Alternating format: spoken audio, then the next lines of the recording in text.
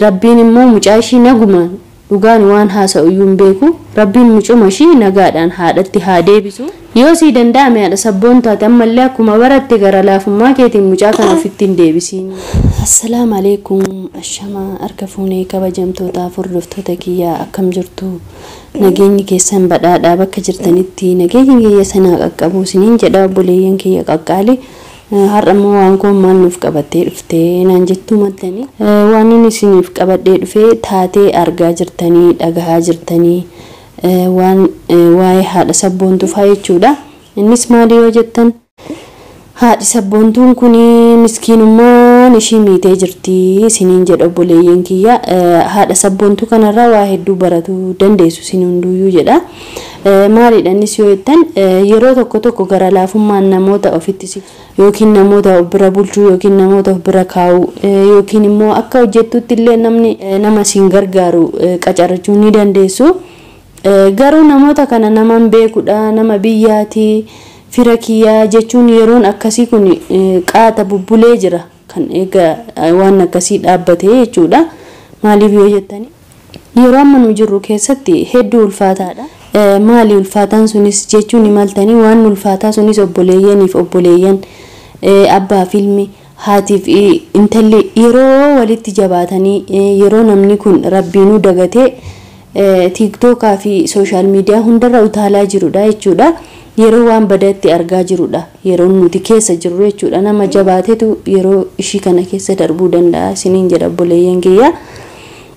Maaliif waan kana guutuu qaaqxee naan jechuu dandeessu akkuma isiniin jedhe haati sabboontuu kun yaani daa'ima ijoollee lamaan kana akka killeetti akka isa waan jalaa cabanitti jala deemtee guddifataa jirti jechuudha. Akkuma beekamu abbaan sabboontuullee haaluma jiruuf jireenyaan gara Suudii jiraatanii ijoollee kan akka abbaas akka haadhaas taate maashaallah ijoollee ishii qunxuuxxee akka ijoollee biyyaa guddifataa jirti mush akka ijoollee Yemen keessa dhalattee yookiin immoo akka ijoollee nama kaanii akka fedhan ta'anii miti ijoolleen haadha sabboontuu kun kan guddatanii namoonni isaan beekan ni jiru maashaallah haati sabboontuu ishiirraa nu hunduyyuu waa hedduu baranna. Haati sabboontuu yaani naannoo kiyya dhihoo na bira jirti jechuudha hollaadha agasmara walitti dhufuus baannu hollaadha jechuudha obboleeyyan kiyya akkuma isiniif hime.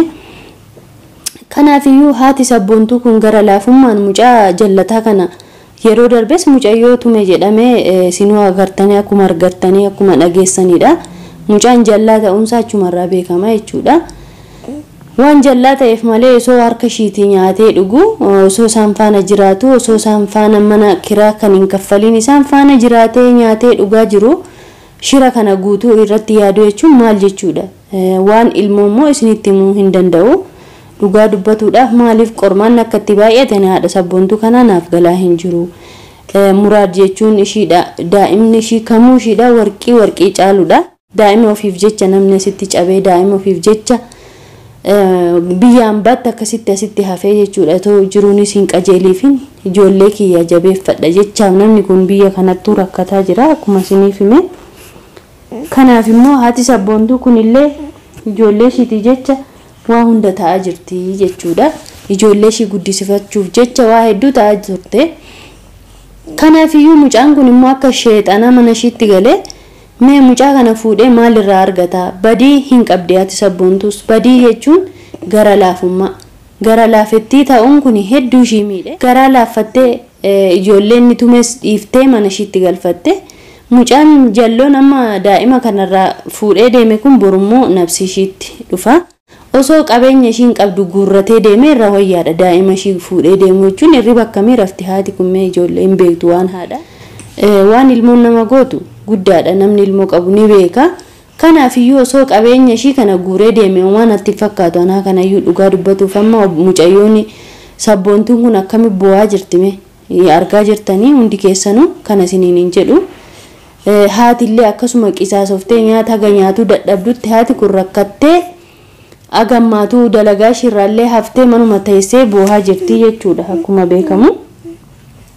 Maleetti tolee yaani daa'imni ofii mitiiti namni hollaan keessanuu sin jalaa miidhamee waa ta'e namni kun agamiin itti dhagahama obboleeyyan kiyya. Kanaafiyyuu ani kanin isiniin jedhu hunda keessaniinu haadha sabboontuus taatee ana kanas ta'ee namoota biroos taatanii yaani namoota kana bixaagaa qabamu agam beekamtii qaba yoo beektanu nama kana agas mana amantanii mana keessanitti dhiiftanii akkan deemne isiniin jedha obboleeyyan kiyya dhaamsin isiniif qabu dhugaa dubbatuuf ammallee irra deddeebi'ee haadha sabboontuun kun hedduu garaana nyaatti yeroo darbes akkuma beektan caaltuun gaaf badde jedhan akkamitti rakkattee olii gad fiigdee mushkilaan meeqatti dhufe kana ofirraa dabarsitee turte ammallee wallahi akkuma waan seexanni wayi mana sana keessa awwaalame wayi waaniif qormaan akkatti baay'ate ani hin beeku akkuma siniin jedhegaa ilmoo jechuun ni ulfaata rabbiin muraadiin sana nagaan haa deebisuu fi haadha sabboontuudha du'aayii godhaa fi